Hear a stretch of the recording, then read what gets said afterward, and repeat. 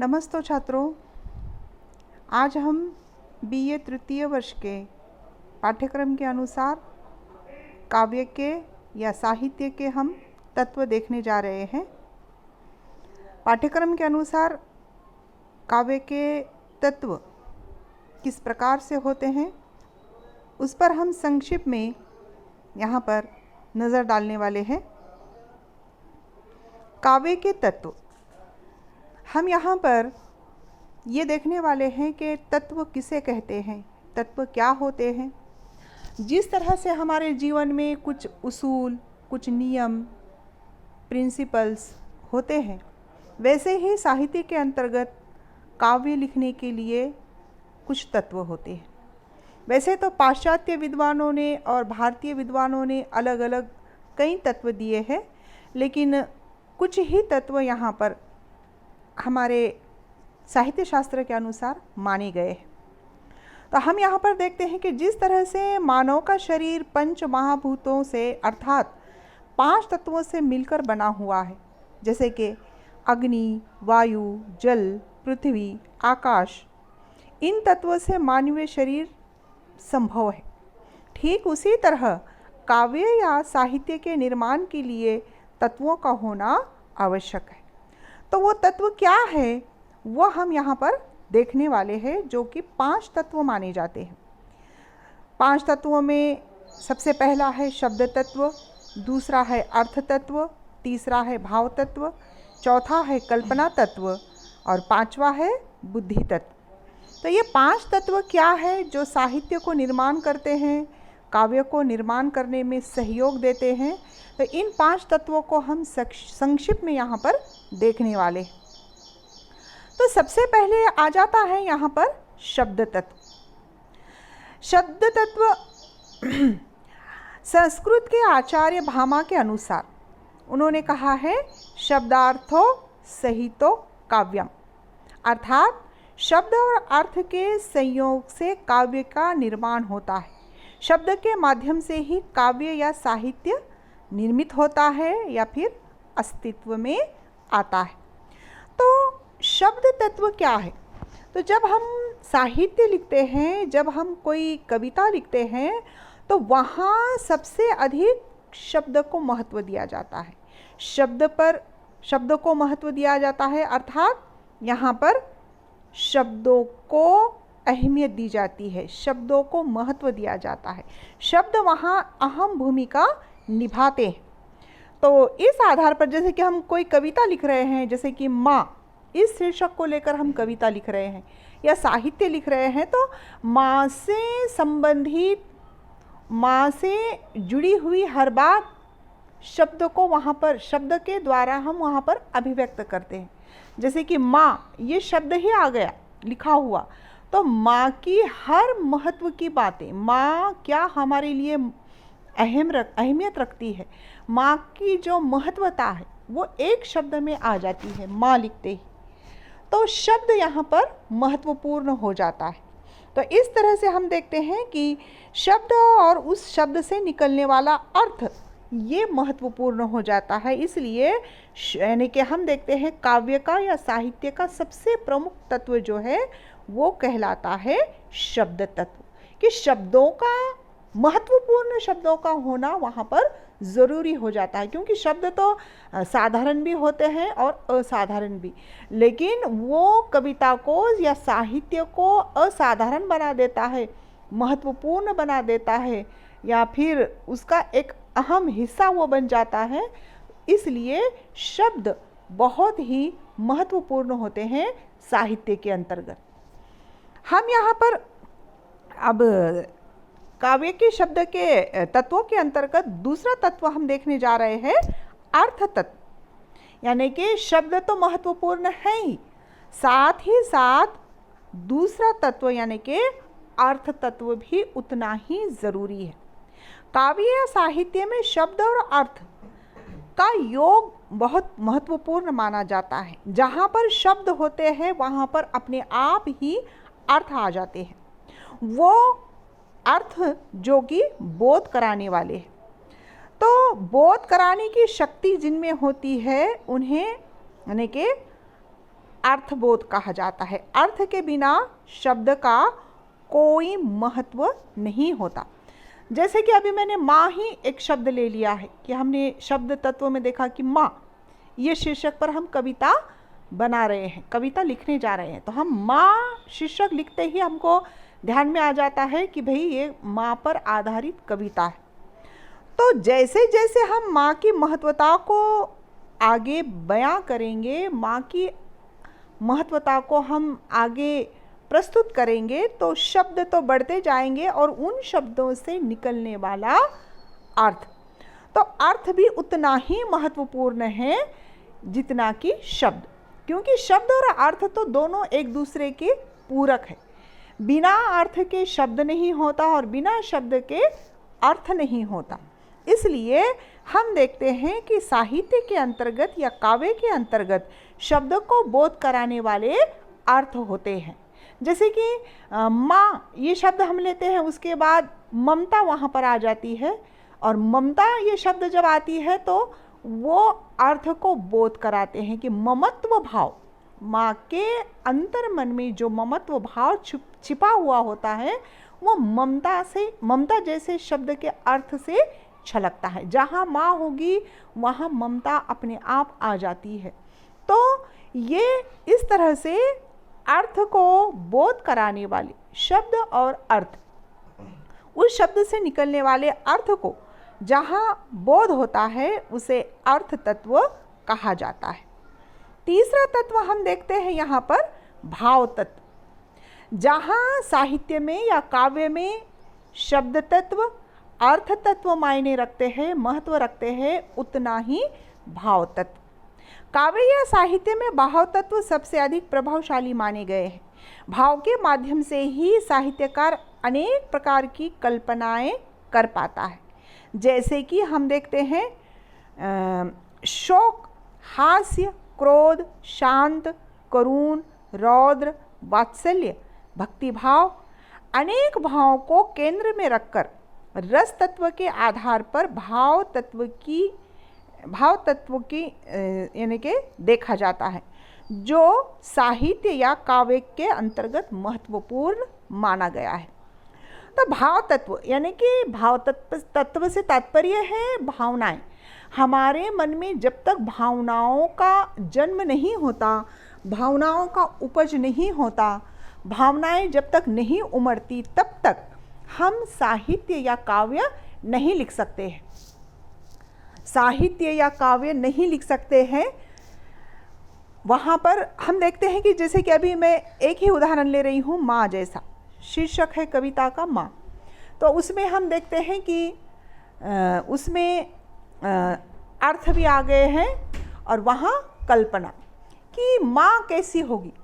माँ शब्द आते ही हमारे मन में एक काल्पनिक भाव आ जाते हैं कि माँ ममतामयी माँ है, माँ का आंचल, माँ की गोद, माँ का प्यार, माँ का दुलार, ये सारी बातें माँ शब्द से ये भावनाएं जुड़ी हुई होती है कि जैसे ही किसी बच्चे को माँ कह दो तो वो माँ का एक भाव रूप उसके मन में जागृत हो जाता है कि किस तरह से माँ होती है। तो वहाँ जहाँ भावनाएं हैं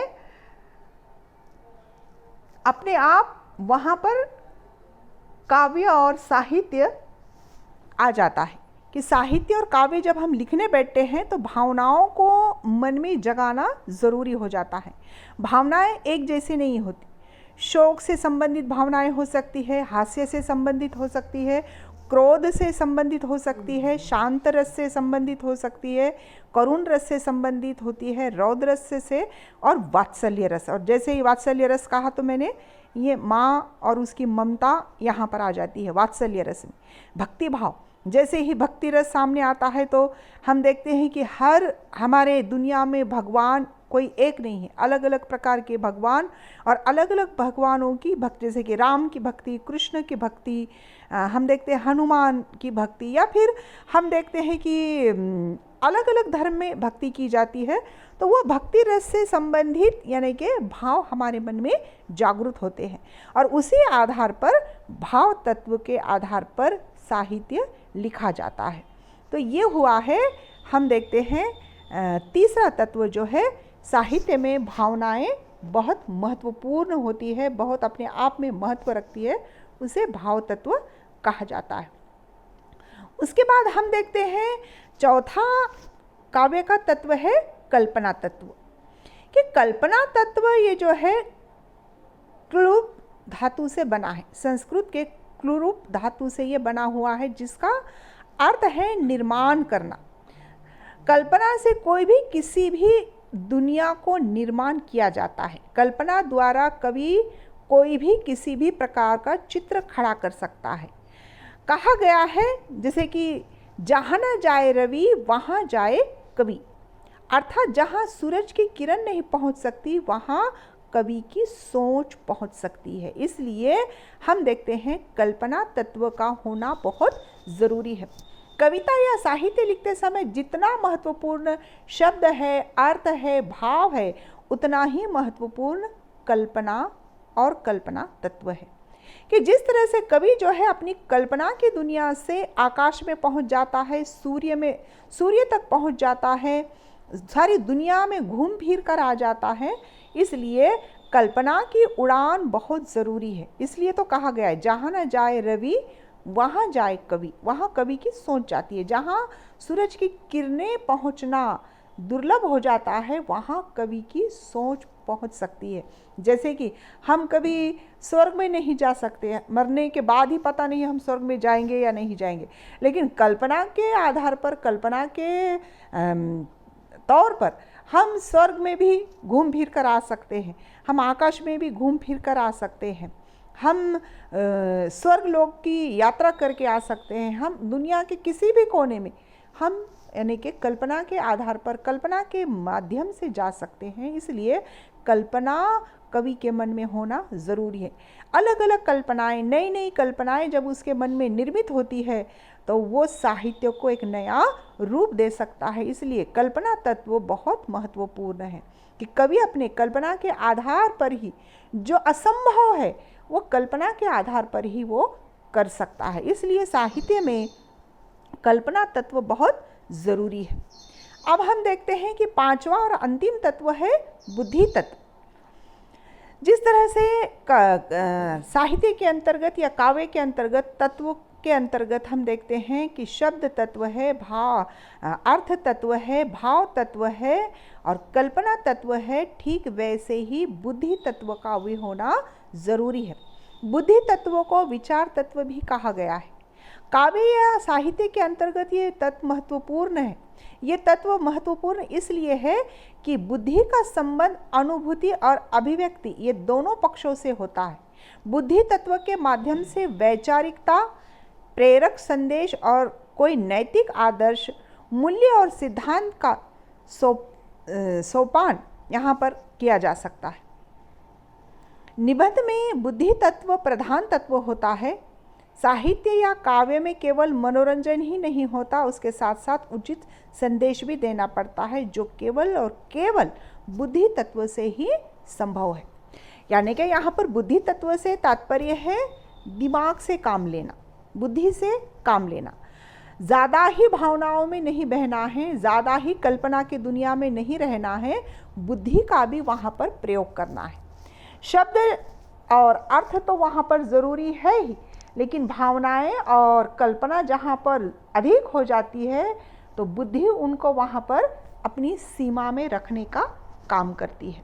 जिस तरह से कहा जाता है ना, दिल से नहीं दिमाग से काम लेना है, हृदय से नहीं बुद्धि से काम लेना है, उसी तरह से काव्य या साहित्य लिखते समय अगर से साहित्यकार, कवि या लेखक भावनाओं में ज़्यादा बह जाए या कल्पना की दुनिया में ज़्यादा रह जाए तो बुद्धि तत्व उसे अपनी जगह पर लाकर खड़ा कर देती है। जहाँ पर अतिशयोक्ति होने लगती है, अतिशयोक्ति का मतलब होता है अधिक हो जाना, भावनाओं का अधिक हो जाना, कल्पनाओं का अधिक हो जाना, तो बुद्धि जो है हमको अपनी योग्यता पर लाकर खड़ा कर देती है, अपनी जगह पर लाकर खड़ा कर देती है और कहती है कि बुद्धि से काम लो, दिमाग से काम लो, कि इतना भी हम यानी कि काल्पनिक नहीं हो सकते, इतना ही हम भावनाशील नहीं हो सकते। इसलिए जो वस्तु स्थिति है, जो यानी कि ज़रूरी है वो बात यहाँ पर होना ज़रूरी है। और वो सारी जो आवश्यक बातें हैं वो बुद्धि तत्व हमें बताने लगती है। तो बुद्धि को यानी कि भावनाओं को हम कंट्रोल में रखकर, अपनी कल्पनाओं को अपने कंट्रोल में रखकर, बुद्धि के आधार पर, बुद्धि का सहारा लेकर क्या सही है, क्या गलत है, क्या उचित संदेश देना है, कि जैसे कि हम प्रेम जैसा विषय को जब काव्य लिख रहे हैं या कथा कहानी उपदेश देने के लिए हम कुछ लिख रहे हैं, तो हम प्रेम जैसा विषय लेकर इतनी भावनाओं में बह जाते हैं कि प्रेम के आगे हमको कुछ दिखाई नहीं देता, जैसा कि प्रेम अंधा होता है ऐसा कहा जाता है। तो फिर क्या सही है क्या गलत है ये हमको दिखाई नहीं देता, तब बुद्धि हमें एहसास कराती है कि क्या सही है और क्या गलत है। इसलिए कवि या साहित्यकार को हमेशा बुद्धि तत्व का सहारा लेना चाहिए, ताकि बुद्धि हमको ये बता सके कि क्या उचित है क्या अनुचित है। इसलिए हम देखते हैं कोई भी कविता हो, कहानी हो, उपन्यास हो, नाटक हो या फिर कोई भी साहित्य ले लीजिए, वहाँ पर साहित्यकार एक उचित संदेश देना चाहता है। और ये उचित संदेश यानी कि प्रेरक संदेश, नैतिक संदेश, मानव मूल्य का संदेश जो है बुद्धि तत्व के आधार पर ही अधीन होती है। तो हम देखते हैं कि जहाँ कहानी कविता में बुद्धि तत्व कम ही पाए जाते हैं, लेकिन जहाँ पर निबंध जैसा गद्य आ जाता है, निबंध में आप देखो, कभी आपने निबंध पढ़े होंगे, वहाँ पर विचारों को प्रधानता दी जाती है, वैचारिकता को प्रधानता दी जाती है, प्रेरक संदेश को प्रधानता दी जाती है, नैतिक मूल्य को प्रधानता दी जाती है। इसलिए हम देखते हैं कि निबंध जहाँ पर लिखा जाता है वहाँ पर भावनाएं महत्वपूर्ण नहीं होती है, वहाँ पर कल्पना तत्व महत्वपूर्ण नहीं होती है, वहाँ पर सिर्फ और सिर्फ बुद्धि तत्व ही महत्वपूर्ण होता है। इसलिए हम देखते हैं कि साहित्य में मनोरंजन जहाँ पर होता है वहाँ पर भावनाएं कल्पना महत्वपूर्ण हो जाती है, लेकिन जहाँ एक निबंध आ जाता है वहाँ पर बुद्धि तत्व बहुत महत्वपूर्ण हो जाता है। तो इसलिए साहित्य के अंतर्गत, काव्य के अंतर्गत बुद्धि तत्वों का भी होना उतना ही महत्वपूर्ण है। तो इस तरह से हम देखते हैं कि हमारे पाठ्यक्रम के अनुसार काव्य या साहित्य के जो 5 हमने तत्व देखे हैं, तो उनमें से पहला तत्व हम देखते हैं कि शब्द तत्व है, दूसरा अर्थ तत्व है, तीसरा भाव तत्व है, चौथा कल्पना तत्व है और 5वां जो है बुद्धि तत्व है। तो इस आधार पर हम पाठ्यक्रम के अनुसार काव्य के 5 तत्व हमने संक्षिप्त में यहाँ पर देखे हैं, और ये 5 तत्व साहित्य के लिए और काव्य के लिए बहुत ही महत्वपूर्ण है। और वो किस तरह से महत्वपूर्ण है यहाँ हमने संक्षिप्त में देखा है। तो आप लोगों ने मुझे सुना, देखा, इसके लिए धन्यवाद।